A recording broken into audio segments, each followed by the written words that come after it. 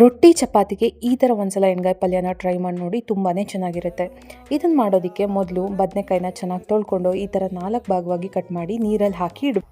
ನಾನು ಈ ಕಡೆ ಮಿಕ್ಸಿ ಜಾರ್ಗೆ ಹುರಿದಿಟ್ಕೊಂಡಿರೋಂಥ ಕಡಲೆಬೀಜ, ಕೊಬ್ಬರಿ, ಹುಚ್ಚೆಳ್ಳು ಮತ್ತು ಖಾರದ ಪುಡಿ, ಸ್ವಲ್ಪ ಗರಂ ಮಸಾಲೆ, ಸ್ವಲ್ಪ ಅರಿಶಿನ, ಜೀರಿಗೆ, ಹಾಗೆ ಹಿಂಗು ಮತ್ತು ಸ್ವಲ್ಪ ಸಣ್ಣದಾಗಿ ಪುಡಿ ಮಾಡಿ ಇಟ್ಕೋಬೇಕು.